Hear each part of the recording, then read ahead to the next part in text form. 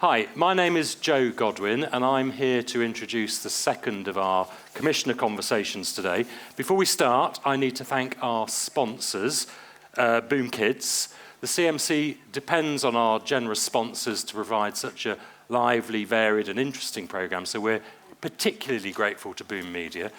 Boom Kids, the thing you could do to show your appreciation is to make sure you catch the second series of Meet the Experts on Milkshake this autumn. Okay, good. So I'm going to introduce our panel. So this is the second of this year's Commissioner Conversations. We'll hear from broadcasters and producers catering for that ever so tricky 6 to 12 audience. They will reveal their tastes. I hope you all knew this is what we were doing. They'll all reveal their tastes, the tones, hit shows, very importantly, what they're looking for, and even more importantly, how you can get your content under their noses.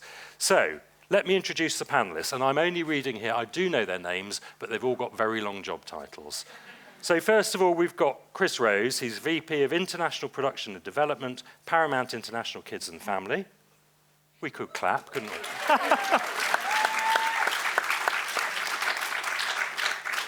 We've then got Lisa Mackintosh, who's Assistant Commissioner at Sky Kids.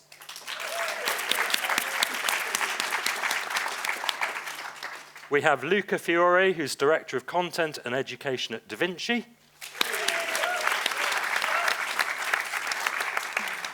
And I'll take a deep breath for this one. We have Sarah Muller, Head of Commissioning and Acquisitions 7 to 12, BBC Children's.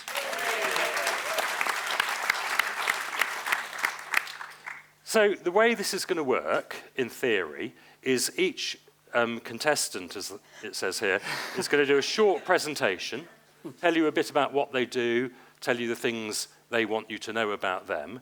Then we're going to have a chat. I'm going to ask probing, really tough questions. No, I'm going to be really nice, Sarah, and ask just gentle questions about what you're looking for. And then we're going to try and leave time at the end so you can ask questions. Please don't use that to pitch. Do that another time, because we want to get as many questions as we can into people. So we'll try and leave time to do that at the end. And yeah, that's about the shape of it. They've got 5 minutes. Those of you who came to this session last year will know if they veer too far over the 5 minutes, I will start to approach them in a slow and menacing manner until they shut up and sit down. So if you see me stand up, you'll know what's going on. Okay, so everybody happy with that as a format? Okay, well, let's shut up and get on with it then. So first, to give us some insights, is Chris Rose from Paramount International Kids and Family. Chris. Thank you, Joe, and thanks to the CMC for inviting me. Who'd have thought that this little lad from 6 miles up the road in Rotherham would be here talking to you about Nickelodeon, eh? On September the 1st, Nickelodeon celebrates 30 years of broadcasting in the UK.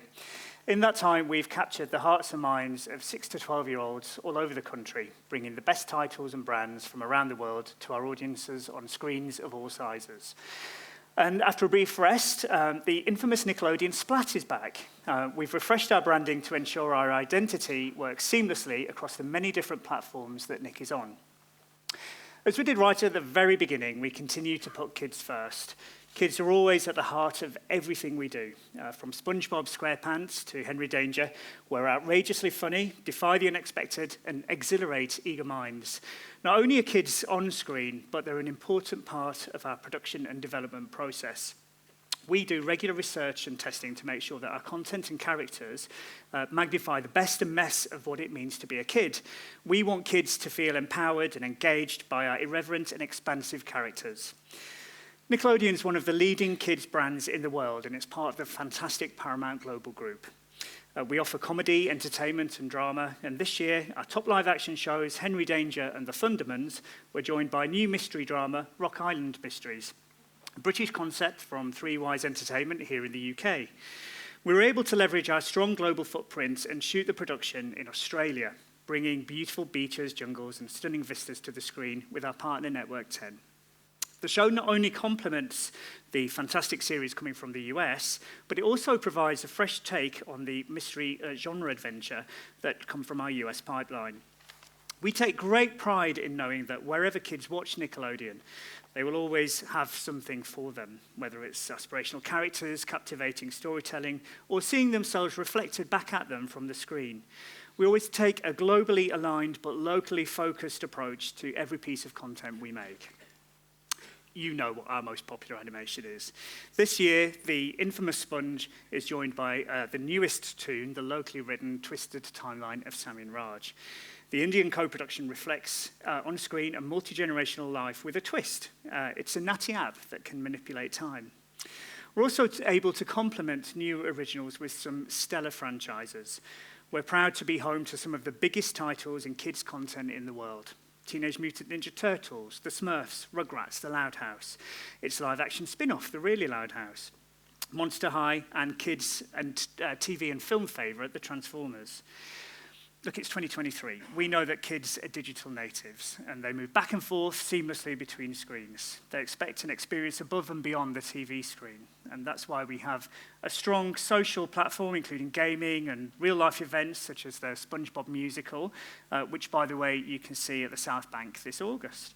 And also this year, we're very excited to have the Nick Parade in sunny Blackpool for the first time ever.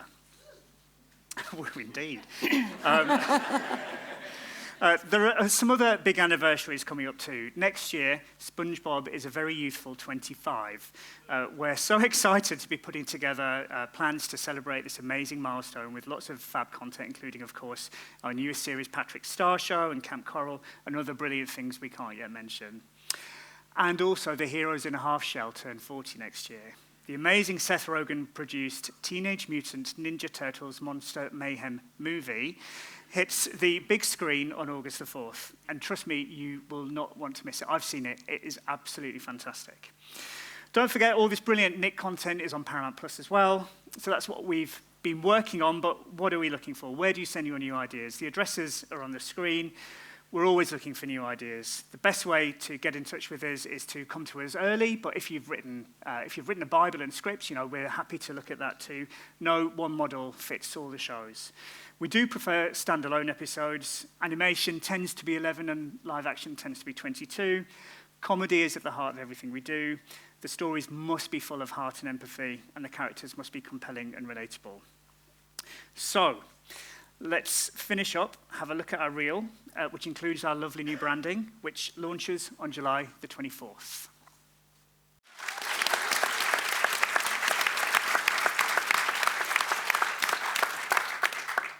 Thank you, Chris, very much. Almost perfectly 5 minutes.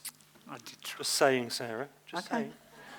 saying. Point taken. So next up, please welcome to the... And I just realised, Lisa, it's very dark on this So lectern. dark. Oh, no. And as we've just been discussing our ageing eyesight, I apologise about that. So let's welcome Lisa Mackintosh, Assistant Commissioner at Sky Kids. Thank you. Hi, I'm Lisa at Sky Kids. A brief intro to Sky Kids. So we're part of Sky, the UK's leading pay TV provider. We're a curated offering, over 10,000 episodes available on demand. We have 9 premium channels from our partners, including Warner Discovery, Paramount, and of February this year, we have our own linear channel for the 7s and under. We also provide gaming on platform through app-based gaming and through Sky Live, which launched last month. And that allows us to offer really immersive experiences beyond the kind of series content-led stuff. So 6 to 12, tough crowd. It is a challenging time. They are drifting. They're drifting online and sometimes towards older skewing content. For us, it's about serving them a variety of entertainment that they value with the integrity they deserve. We create factual news, entertainment, comedy, and gaming for this age group. And to do that, we need to understand what entertainment means to them and on their terms, not necessarily ours. This is a generation that grew up on unboxing, mobile gaming, and social media, but also the rise of fake news and environmental concerns. The gulf between what kids are seeing and doing online and their parents' understanding of that space is increasing at an alarming rate. So we focus on creating authentic and relevant experiences curated within a safe environment where kids find the content they resonate with and parents can trust the platform that they find it on. So what does that mean? What are we commissioning? We have 3 priorities: gaming, comedy, and talent. Gaming, first off, is huge. It's transformative to the industry around us, and it's a big part of the lives and identities of this demographic. In 2021, we launched Let's Game, a brand new format inspired by online gaming walkthroughs. Authenticity in this genre is crucial, maintaining the immediacy, the giddy excitement of the real-time gameplay, and the direct connection between the audience and the gamer. We made it glossy, gave it some Sky Kids sparkle, but most importantly, we made it safe without compromising the inherent experience. We removed the danger and influence of questionable language, targeted advertising, and unpredictable algorithms. Thanks to the huge success of the format, Let's Game Season 2 soon followed. And today, I'm absolutely thrilled to announce that the new spin-off series, Let's Game World Builders, a new series exploring open-world gaming and multiplayer collaboration produced by Monterey Productions, a hugely impressive and knowledgeable team who bring such integrity to their work in this space. A final note on gaming, as I mentioned on platform, we also commission games and experiences that allow us to extend our brands beyond traditional formats. Moving to comedy, we have a lot of comedy from our partners, so whatever we do has to balance out Nicktoons and Cartoon Network in offering and style. It needs to be relevant and relatable, with emphasis on UK and ROI audiences and talent both on and off screen. One example is Dodo, our original animated series following the everyday school life of 11-year-old Joe Connolly. From the brilliant mind of Jack Bennett and the team at Wildseed, we're currently in production on Season 2, due to TX next year. Another example is Silly Pets with Alan Carr, because animals being daft will never not be funny. And finally, talent. Talent is incredibly important to us and the connection they have with our audience. For anyone at CMC last year, I'm sure you remember MC Grammer's inspirational closing rap. We're incredibly excited to be working with him again on a series called Rap Tales, which will launch later this year, respinning fairy tales for a new generation. We're currently in production with Wild Child Animation on Season 3 of Tom Gates, the mega-huge book-based IP created by iconic Liz Pichon. In our Let's Game series, we work with Dan TDM, a YouTube megastar whose genuine connection with his fans and love of gaming is clear to see. We seek to normalize diversity and inclusivity through our talent and content choices. Our original special, Amma's Story, which was commissioned around World Book Day, follows the adventures of Amma and her talking cat Smokey, with the joyous backdrop of her Ghanaian heritage. We want to represent family life through the myriad of lenses we know our audiences have, and we want our talent to shine through because it's their passion that brings our original series to life. What are we not looking for? We just recommissioned our award-winning current affairs show FYI for the 5th year running, so we're not looking for any news-based series. No game shows or magazine shows or shiny floor formats, no superheroes, and no anime. Not that we don't like these things, it's just that these are adequately covered through our content pipelines, acquisitions, or aren't the right aesthetic fit for our platform or channel at this time. In summary, we're committed to providing the 6 to 12 demo with new entertainment formats and experiences outside of the traditional TV mold, investing in talent and helping bring brilliant IP to life. You can reach us through the Sky Kids commissioning inbox at skykids@sky.uk. I'll repeat it one more time, skykids, all one word, @sky.uk. And to finish, let's take a closer look at some of our key shows from this year.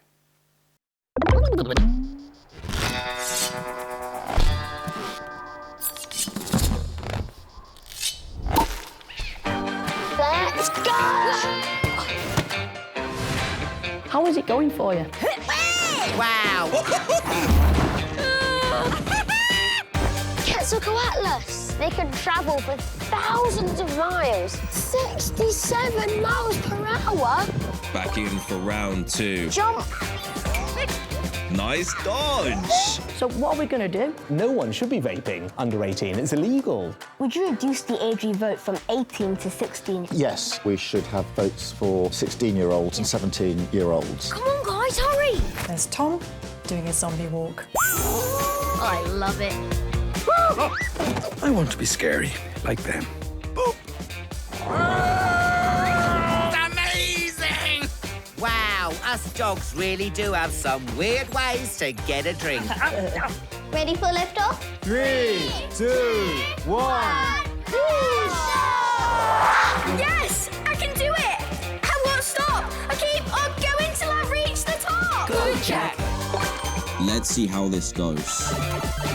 Okay, this is kind of crazy, actually. Go! Ah!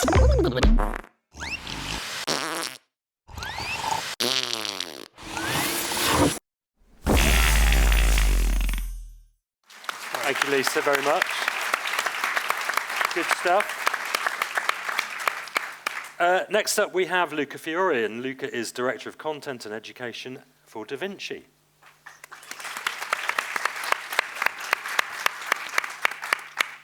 Thank you, Joe. Thanks, CMC. Great to see you all. I feel underprepared because I'm just without, with my brain basically doing this.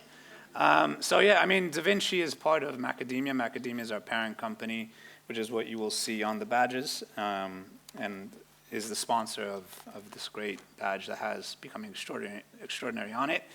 Da Vinci is a family entertainment channel, and we try to position it for learning lovers. And the idea is that we really want to provide a service for families that inspires families to have conversations and think about the world in a way that they might not find in other places. And that's why we emphasize the learning lovers. And our motto is that we're trying to bring about a smarter, kinder world.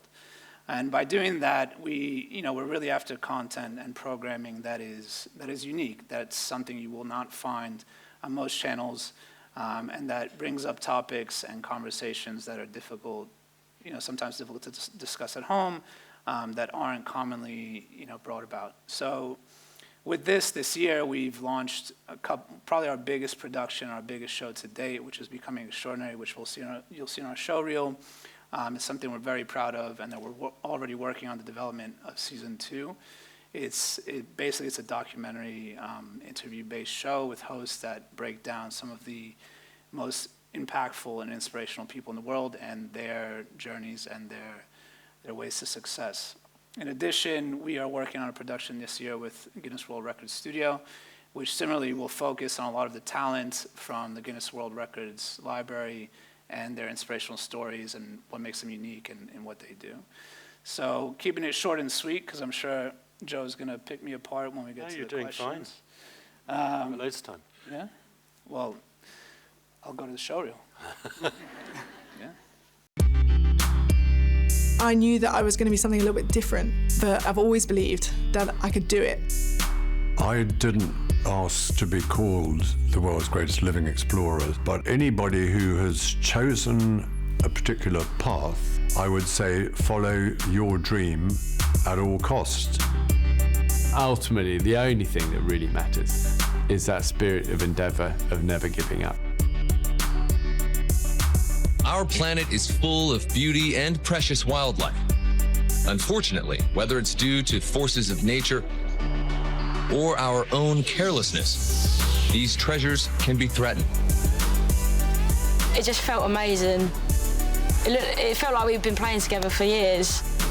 They were struggling to deal with what we're putting on them again and again and again. Today I learned something. I learned being myself works. What was the turning point for accepting your disability? When I was in high school, I got into theater. That really helped me overcome my shyness, which actually really helped me to become more confident in myself. I like my life. I like it just the way it is, in a chair and everything.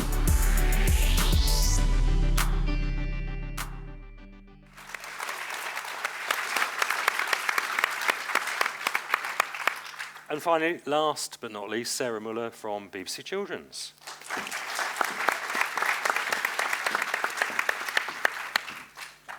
So let me get this straight. I can have Luca's extra time.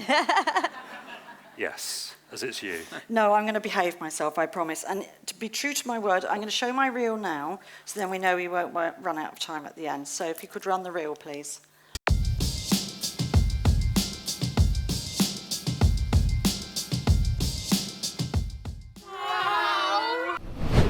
I am the best at this. I think it's okay to be rude because I'm autistic. Because you're artistic.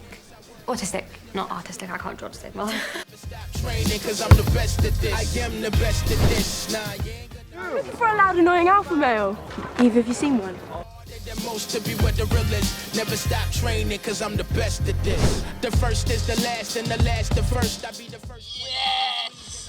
So what's your work? Does your network? Listen closely to my next words. Also, you want to be the best word. It's time for you to use your head first. Popeye, you better learn to get the leg work. If this doesn't turn them into the next generation of shark saviors, then I don't know what will. Utterly mind-blowing. I want to tell you about a few of us. forced to flee from our homes. Things have drastically changed for my life. This is a special episode about just one thing, cancer. I feel really tired. Before you, I was just a boy who licked stuff. Now, I'm a legend. What the veteran is, I work harder than most to be what the...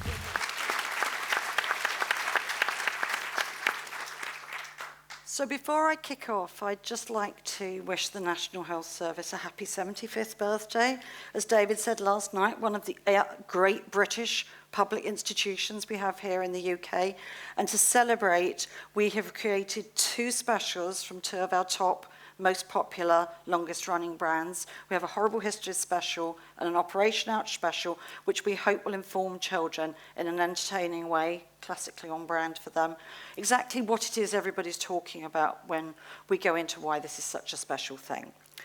Right, so I'm 7+. I tend to say 7+ rather than 7 to 12 because it's so blurred at the top end, particularly as we're working into family a bit more and how we can get group experiences going and get everybody, all the generations sitting down, that I don't want to say, yes, it stops at 12. So it's 7+. We're working across all of the platforms. That's iPlayer, linear elsewhere in the BBC, digital online apps, so all of that. And I thought in the limited time, I would take you through the deck that I did just very quickly for Indie Commissioning Day because it's the same information. It's only just over a month ago. So for once, I'm going to read something you'll be relieved to hear. So our latest content this year that we're really proud of, a kind of spark that you've seen there on the reel, which very much deals authentically with neurodiversity, and Phoenix Rise, a very much levelling show out of Coventry in the Midlands, which isn't an area where we film very often. We've had the fabulous Steve Backshaw's Deadly Mission Shark. We've had Brilliant Bikers, which we're delivering later from the inspirational BMX Academy and Club in Peckham. And we've got Style It Out, which has just gone into production, and that will be about teaching children how to come up with great ideas to recycle clothes, look at fast fashion. So that's very exciting, and it's fronted by Emma Willis. We've got Total Drama Island, new series of, terribly excited because we've worked on it from scratch with the original creators. I'm sure you all know what a phenomenon it is. We've got brand new Pokemon, also very excited, and the amazing Quentin Blake specials that we've been working on, which actually liaising with Quentin himself to make sure that we tell those stories in an appropriate contemporary way for our new audience. Big live events this month, the Horrible Histories Opera Prom, very exciting. Sorry, I've got to keep saying exciting. Junior Eurovision was new last year. That was exceptional. And then we've got a couple of international co-productions that, as Patricia said this morning, are about showing different types of stories and worlds to our audience. And one is a comedy set in Rome called Home Sweet Rome, which is an Italian-Canadian-UK co-production. And then Spooky Files with the marvellous Tony Ayres, and that's a UK-Australia co-commission. We are looking for, I've talked about Operation Ouch and Horrible Histories. What does that look like in science and engineering and maths? What can we do that takes those really iconic subjects and puts a new spin on them? We're looking for a fresh new art brand, and we're always looking for new subjects for my life, which are exciting stories from anywhere in the world told from a children's point of view. We're not looking for cookery, sports, or wildlife ideas at the minute. They are all very much well served. In comedy, I think we'd like a 7 to 9 comedy. And really concentrate on the writing. And in animation, we're still looking for that elusive, longer form animation with narrative arc and complex character journeys, proper animated comedy, and also something maybe for our older audience, the 12+. In drama, which is still one of our biggest genres, we're looking for magic, potentially anthology content, maybe drama with a male protagonist because we've got an awful lot of girls on the slate at the minute, and a brand new precinct that's outside of the classroom and school life. Where are the other precincts where children spend time that we might like to work? Mystery always works, and book adaptations are always a rich area for us. I can stop looking at that now. So now, it will sound like I mean it. It's really interesting this year. I think children's publishing has been one of the success stories of the pandemic. I think maybe kids went back to books because I can't remember a time when we've seen so many great titles offered to us with a view to adaptation. That doesn't mean we don't want more, we absolutely do, because the great thing about books is you kind of know the world's been iterated in a way that, particularly for bigger titles that might cost a lot of money to make and require co-production, it's a really easy way for everybody to get in. So definitely there. But having said that, we are always up for original ideas. If you look at Phoenix Rise and A Kind of Spark, Phoenix Rise was completely new and original from the minds and pens of two great writers who hadn't even really written for children before. They'd written very much in the older soap arena, and they were able to bring all of their experience there to give a really fresh and authentic take on what it means to be at school. And I think, even though it's a very long time ago when I was at school, it feels recognisably like the environment to me. They, the production company, BBC Studios, Kids and Families, worked really hard to make it feel like a recognisable, an authentic depiction of... Stop, isn't it a red light? No, that's for me at the end. Okay. Good. You Thank didn't stand Sarah. up either, but I got to the end. I thought I wouldn't be as mean this year. Okay.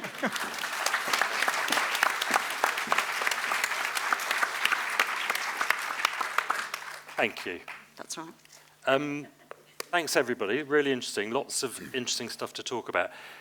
Some of us were on a similar platform this time last year. Can I just start by asking people, and I don't mind who answers, how does it feel the world of children's content has changed in the past year? Good, bad, indifferent, everything's the same? Sarah?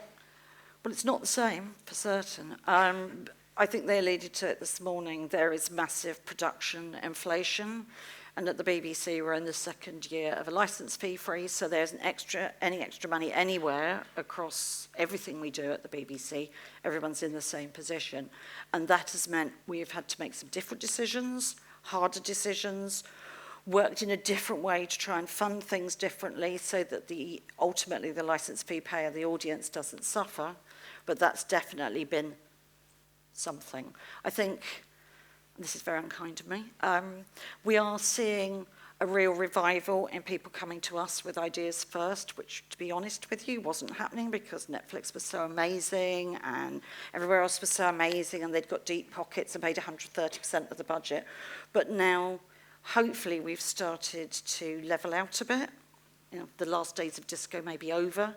And I get the sense that instead of being the third or fourth person that they saw, we're getting ideas from their source originally, which I think is very exciting for us. Interesting. Other people, how does the past year feel? Luca, from where you sit, has the world changed?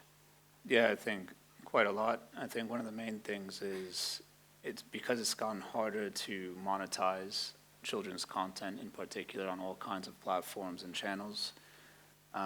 Children's content, in a sense, has been devalued, unfortunately, and you're seeing that in some ways there's a positive because players in the space are trying to put their content everywhere and get as much of an audience as they possibly can. But I think it's for the wrong reasons. They're basically doing that not just for brand exposure, but because they're really just trying to make whatever little ounces of revenue they can possibly find. So I don't think that's all healthy for the industry, but the optimistic side of that, or the positive spin that I try to take from that is, as Sarah was saying, we have to find other ways to finance or create projects that are just going to be in a different way and aren't going to follow the traditional path that maybe we had not even a year ago, but before the pandemic, right, of sort of the traditional 5 life cycle of creating a show and doing your 50-11 or your 26 half hours. So, you know, as difficult as it is right now to finance content and to also then monetize it, I think we just have to get creative about how we approach getting things made and, you know, and where we go to find the funding. Okay, thank you. Lisa, how does it feel in sunny Isleworth? Well, I have to say, the last 12 months for us have been great because we launched a channel. It was really exciting, and it was very quickly put together, and it's doing incredibly well. It is for 7s and under. I know this is 6 and 12, so obviously for the lower end of this demo.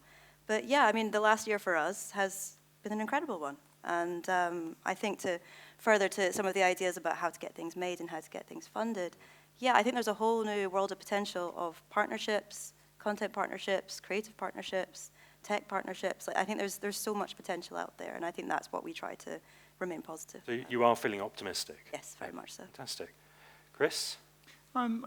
Yeah, look, a lot's happened in the last 12 months, and we have to think a lot more carefully about content and how it's played out, whether that's on a linear channel or whether it's on our own streaming service, which we've launched in the last 12 months in the UK and we've rolled out around the world.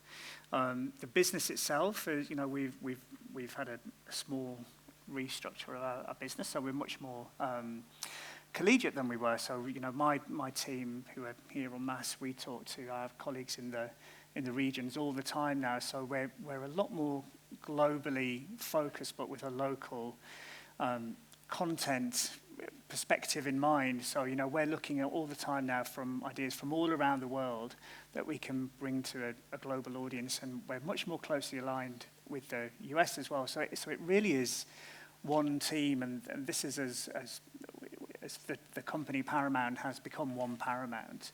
You know, we're very much a one Nickelodeon. So I think we're able to leverage incentives from all around the world a lot more efficiently than we were able to before. So I think as with you guys, there are opportunities to be. There are challenges, of course, there are challenges, but there are many opportunities. And I think as we work together internally, but also we may work with other partners now, I think there are opportunities to be taken and run with. And the Splat is back. The Splat is back. 14 years it's been away. It's back in CG. Very good. Some of you touched on this in your presentations, but I think it's clearly a fact that children watch less broadcast television than they used to. What are the challenges of keeping your content and your titles and your brands under children's noses when they are going to so many different platforms in so many different contexts to view stuff? Anybody? I can jump in. Well, I guess for us, there's a reason they're going to those platforms. There's a reason that they kind of use social media or they go to any kind of online platform to watch things. And it's not because they wake up in the morning and think they want to watch something that has a lower budget or something that has a lower production value. That's not what they're looking for. They're obviously looking for some kind of inherent experience in that content. And what can we do? We can take that experience and make it glossy, make it safe, take it away from advertising, take it away from online algorithms, and so parents can trust it. So you have the best of both worlds. So it's finding whatever that inherent experience is taking them to that place. What is it? What are they getting from there that they're not getting anywhere else? It's understanding that. But how do you do that if they've gone straight to that place and haven't come to Sky Television or Sky Online? Oh, I think lots of it, it's consensus. It's, you know, all of us will be kind of getting the same information, the same data, the same understanding, and it's just trying to understand what takes them to TikTok, what takes them to YouTube, what takes them to Twitch. Is it the talent? Is it the narrative? Is it the story? Is it, you know, what is it that makes them go there? And try to find something that really connects. And it's not just necessarily like for like. It's not just necessarily making the same thing again. I think for us now, it's not, you know, the old adage of same but different. I think now it's, well, what's next? What's now? It's not, we don't want the same but different. We want what's next. Thank you. Sarah? I have to believe that the right content can drive the audience back. Because I think most of us in this room wouldn't do what we do if we didn't believe in that. So there's an element of striving for excellence, I think, in what we're all doing now. In the old days, I think we might have all said, oh, okay, that might do. Now nothing will just do. But then the key is making sure that your potential audience, your consumer, knows it's there. And I think that's what we're all really grappling with, is making sure that you can supply it, but then if you build it, they will come, as it were. And that is certainly what is, we're fixating on that at the minute. We're trying to build everything from the ground up we do with them. Well, then how will we tell them? How will we let them know? How will we get it to them? How can we make it unmissable content? So that's this year's dilemma, I think. And if you're looking at TV channels and the iPlayer, do you think if you build it, they will come back? I do, because I think we've seen it happen before. I know everybody says this is possibly the worst of times, but I think we've all known dips. And I remember when Nickelodeon and Cartoon Network came into the market, and we were all doomed then. That's 30 years ago. And it did find its level, and it did sort itself out. So I have to believe there is the opportunity to win viewers back, because everything was new, exciting and shining once. So hopefully we can balance it. And we should be working together, and we should be looking at how we can be where kids are to tell them what we're doing. And that's an ongoing thing. iPlayer is actually doing incredibly well. It's billions of views for kids' content. Very good. How does it feel from Paramount? Yeah, look, I mean, we're fortunate in that we have many, many well-known global brands. So, you know, when, you know, and SpongeBob is synonymous with Nickelodeon. So we're able to leverage those titles and develop them into franchises. So, you know, we've done that for a little while, and you know, we've got lots of plans for many of our titles. We do support that with original titles. Obviously, that's harder when you're developing something new and original. And we all of us on this stage love developing new and original content. And you know, we get excited by it. And all of you in the room are original content creators. So we will do what we can to, you know, identify and send a pathway to that content through our ecosystem. So, you know, we're fortunate that we have linear TV, we have subscription TV, we have a free-to-air streaming. So we are on all the different touch points that kids want to be and are.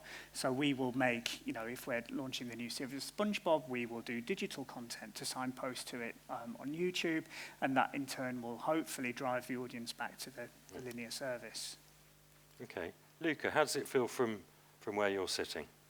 I think for us, the big adjustment is paying attention to the platform and where your audience is watching and adapting within that. So, you know, for example, on the broadcast channels, which we have in all different territories, and then on the new streaming channels that we've recently launched in the US and UK, we realized that we had to sort of reposition the target to family. And by that, it was more attracting the Gen Z and millennial parents, so that they would sit down and see value in our programming and want to sit down with their kids and watch it. More realistically, on our apps, which aren't necessarily just for kids, and they have also a bit of a catch-up service, we know in the mobile space where kids are more likely to be watching, or on a tablet, we had to cater that a bit more to them. So for example, we introduced more interactive content. We introduced content that was quizzes and interactive around our programming to hopefully engage them more in that viewing experience. So I think a big part of it is just adapting to where you're putting your content. And for some channels, you can do that everywhere more seamlessly. I think for smaller ones like us, perhaps you have to really pick and choose, you know, how you adjust for those different platforms. But that was a big thing for us, is really deciding that the family target was going to help us better serve linear, and looking a bit younger was going to help us better serve, you know, the digital and VOD experience. Very interesting. Everyone seems quite optimistic, which is good. Let's get into some detail about what you're looking for, because I'm assuming, as you took up our kind invitation to sit up here in front of all these people, you'd like to commission some stuff and buy some things. So anybody want to tell us, I know some of you mentioned it in your presentations, what sort of stuff you're looking for and how people can get hold of you to pitch it to you? I'll go. Go on, Lisa. And sorry, I do have a bit of a cough, so if anyway, excuse me if it happens. So as I said, gaming, comedy, and talent are huge for us. They're really quite drivers for most of the content that we make. I think sometimes what's more important is to know what we don't want, and I know I already covered that. But we don't need any more news series. We've got FYI, the award-winning current affairs show. We're not looking for any game shows, shiny floor stuff. That's all not really in the aesthetic of Sky Kids. But for us, everything comes back to storytelling and talent, and we let the talent tell the story. And you know, MC Grammar has been a wonderful talent for us, a really exceptional wordsmith. You know, taking from YouTube, the kind of original story genesis from YouTube, and giving him the platform to reach the kids that he has is really humbling for us. We love to be able to have talent, be able to take kids on that journey on a bigger platform.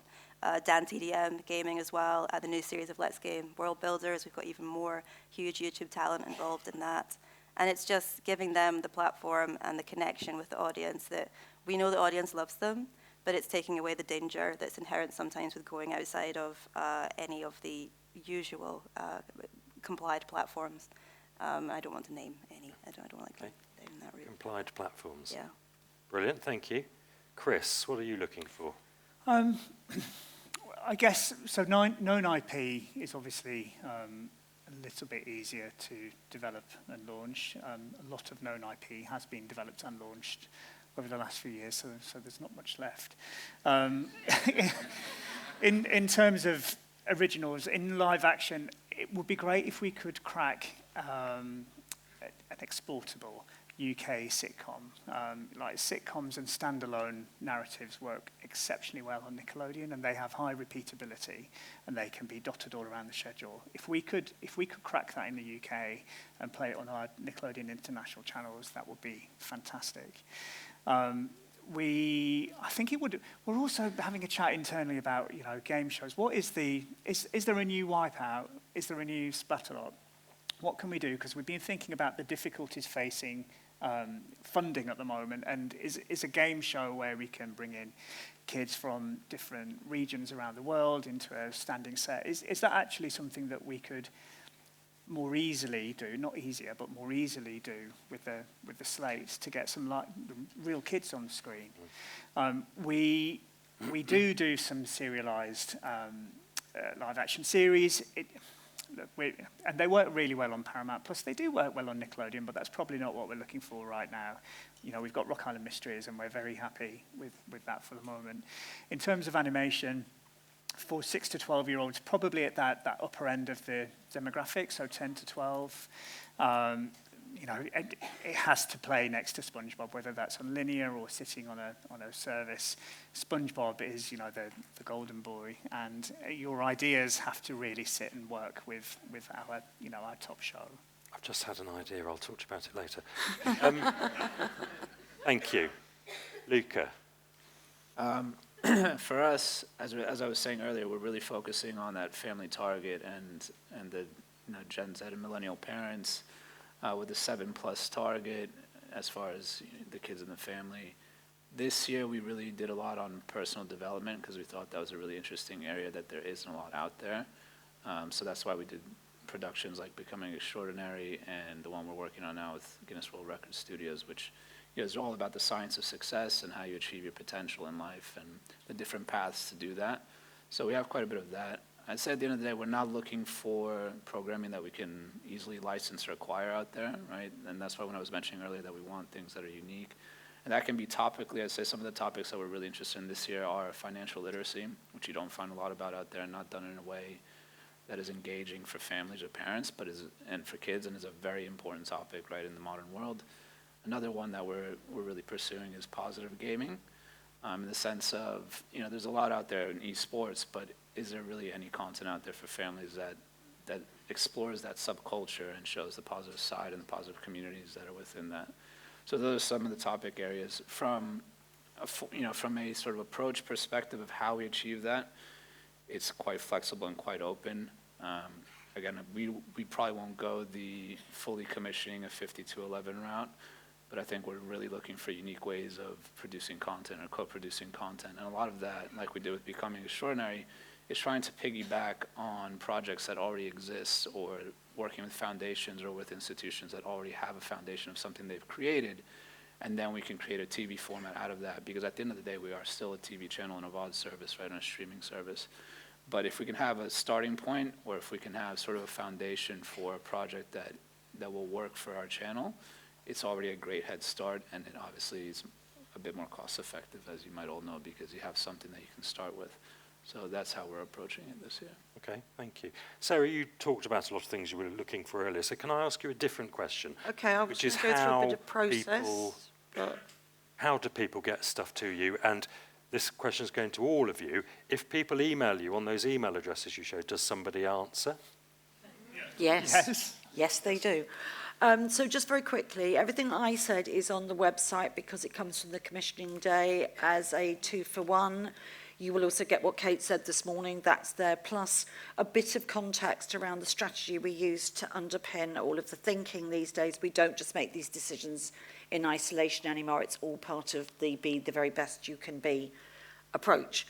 So there are obviously a number of different ways. There is the fabulous, I'm very lucky, I have a fabulous commissioning team. I think some of you will already have relationships with them. They're here, they'll be at the pitch meetings afterwards, so you can hook up. So you can either speak directly to them, or you can use the children's submissions email that was on my holding slide. And that is answered now by a dedicated team. Desiree Peters, who I think a lot of you again will know or have had contact with over the years, absolutely rules that with an iron fist. And then for UK qualifying indies, there is pitch. So there are a number of different ways to reach us, depending on exactly what you want and how quickly you want it, and where you've come from. Because if you're international, obviously pitch won't work for you. All those kind of things. We get thousands of submissions during the course of a year. And this is important to me because I think a lot of you know I used to be a producer. I'm definitely poacher turned gamekeeper. It's important that people properly consider things. So we do look at everything. We do review everything, but sometimes it just takes a really long time to get through it, particularly if we're at a market time of year and we've had TV and Annecy and this. But yes, somebody is there, a human being. I assume you all have the same similar process. You've shown email addresses, people, you promise that people will get replied to. There won't be the terrible black hole of commissioning. No. Very good. Okay, we've got about 10 minutes left, so I thought we'd see if any of you have got any questions. As I say, ideally don't do a pitch, because it's just not that interesting for everybody else. But if there's anyone's got any questions, if you stick your hands up, and one of our guys with microphones will come to you, and don't speak till the microphone arrives. There's somebody there with their hand up. And say who you are, unless you're in witness protection. Just been released. My name's Andrew John Simpson. My question is, this is my first CMC. I'm very much on the early stages. I have a pilot, but like when you guys say that you will accept that kind of scene, one of you mentioned like you prefer to talk to people before they've done their story Bible. So what does that look like? Is it just sketches? Is it just a one sheet? What sort of thing do you want to receive? What a good question. Sarah, do you want to pick that up? Yes, absolutely. I always like to say that you as a producer will know when you feel ready to pitch, and that can be anything from a paragraph up to quite well iterated documents, so Bibles and scripts. So it's very much up to you. We are willing and able to have the conversation with you about whether it might be of interest at any stage of that process, and that is entirely at your discretion how you do that. As far as what you expect to see, I certainly have some document kicking around that's like a recipe for what to put in a Bible. I can probably send you that. I mean, it's been around since the year dot, but it is a recipe. These are some of the ingredients you might use to successfully communicate your beautiful idea to a third party who doesn't know anything about it. So if you put this in, it'll turn out quite nicely. Generally speaking, presumably you'd rather not people do big polished pilots because you'd rather talk to them to collaborate. People didn't do pilots at all, if I'm honest, because I'm thinking of your budgets, and that's a lot of money. But as you have, that doesn't necessarily matter. But I think generally speaking, generally speaking, that's lovely you've got a pilot, but you don't have to do one because we know that's financially onerous. What do you want to see from people, Chris? Well, look, there are sort of two. We're one big content team, so we all look at everything. We all talk to each other all the time. You, as a creator, if you've got an idea on the back of a napkin or a page or something, then that's probably a good time to use the Global Originals at nick.com email address and get in touch with us, and then we'll have a think and chat through with the broader team to see if it's something right for us, and then we would partner with you and maybe partner you up with a producer or another writer or a designer to help realise your idea. If you're a little further on and you've done a beautiful Bible and you've got some scripts and you've already got YLE interested, or the BBC, or another broadcaster, and you think, actually, this is also a Nickelodeon show, you can talk to the Global Acquisitions team, and they will happily review your idea, and then there's an opportunity for financing and creative development from there on in. So there are really two different ways. It's the original way, which is a bit earlier, and the content partnerships team through that team, which is a little bit later. Thank you. can I just say, at the end of the session, tempting though it may be, can you not all storm the stage to thrust things upon these guys? I think 3 of them have got to go on to other sessions and 1 of them has got to get a train. They've all given you emails, and I think most people will be around for the rest of the conference. So if I could say, if the whole audience cannot get on the stage at the end, that would be great. Are there any more questions? Has anyone else got a question? You'll have to wave. Oh yes, there's a hand waving. Hi guys. Ooh, that's deep. Is it frowned upon to send multiple... Who are you? Sorry, here. Sorry, I'm Andy, first timer at CMC. Welcome. And alcoholic. Is it frowned upon to send multiple ideas to any one of the emails, or is that usually quite good to see? I think you know who you're sending your idea to. It wouldn't be helpful to send us princesses and magic ideas, because that's not what we do. So if you've got 3 ideas and you think one of them is a very Nickelodeon idea, then send that one idea. But if you've got 3 Nickelodeon ideas, yeah, by all means. My tip, from having been on the receiving end of this, is when you cross out the word Nickelodeon and write BBC on it, make sure you send it to the right people. Because there is one way to guarantee your pitch goes straight in the bin, and that's to put another company's name on the letter. So it's just worth being really scrupulous about your cut and pasting. I personally don't mind getting, all right.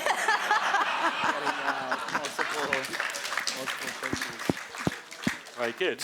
So everybody sends stuff to Luca and address it to Sarah, Chris, and Lisa. Send me anything. Another question, anybody? Yes, there's a hand appeared there. That was a head scratch. That was a hand. Hello, I'm Will, another CMC first-timer. You mentioned busy times of year. What is the landscape of the year in terms of when should people be sending things? When are the good times? When are the bad times? There's no such thing as a good or a bad time. Just to give a bit of context for us, again, our address to reach us is skykids@sky.uk. We are a small team. The email comes straight to us. There is no other team looking after it other than the commissioners.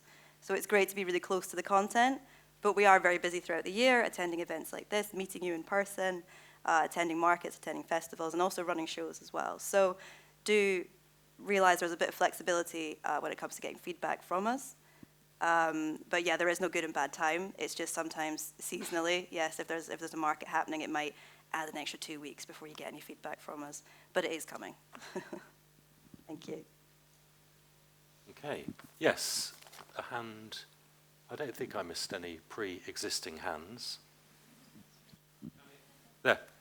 Keep the hand up, if you can, till you're dealt with. Hello, Martin from Cosmic Kids Yoga. You talked a bit about innovative funding models. Do you have any ideas or examples of clever ways of doing that? Luca, I know you mentioned the organisation. One of the ways we've done it is working with nonprofits, for example. We've looked at we've looked at grant applications. A big approach has been different institutions. Sometimes it's even approaching influencers, and you'd be surprised they have pockets of their own that you can dip into, but they just need somebody to help them bring about a bigger project. So there are ways. It's just conversations that you have to think outside the box, right? Think about a place where you've never had a funding or financing conversation, and there's a chance there might be some money there, and just have a chat. That would be my advice. But that's where we've found some interesting options. Sarah? Quick recommendation. There was a session earlier today that Genevieve Dexter hosted about new models for finance.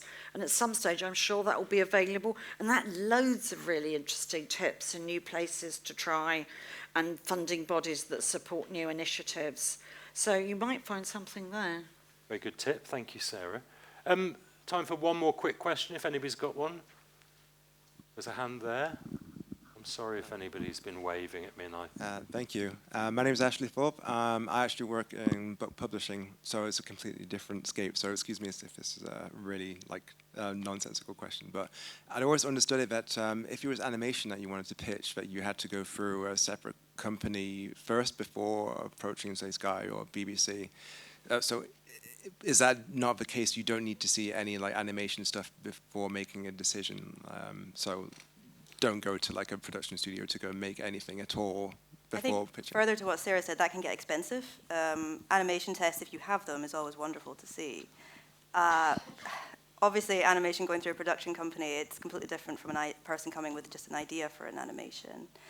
Sky, we don't produce in-house, so I think sometimes it's useful to have that partnership, but it's not the be-all and end-all. If there's a spark in the story, then we'll want to have that conversation with you and recommend you people you could approach in that way.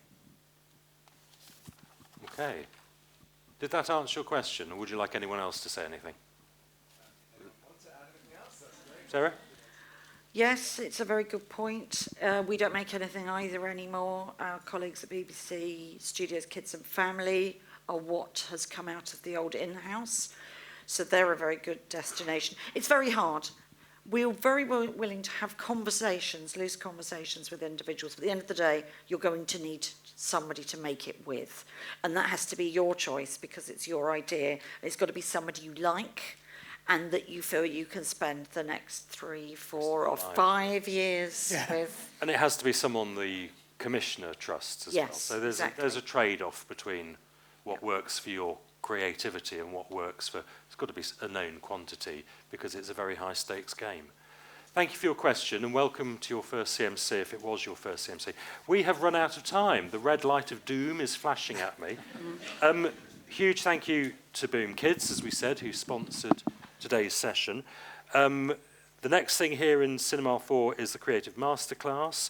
For those of you who've booked speed meetings, they'll take place over at the workstation from 5 p.m. As I said earlier, please don't all come and try and corner these guys. Nab them later. They've got things to go to, and I think somebody's got to go and get a train. Bizarrely, it says here, the bar is open at City Hall. That's early, even for me. And then the only other thing to do is to thank our brilliant panellists for being open, helpful. Chris, Lisa, Luca, and Sarah.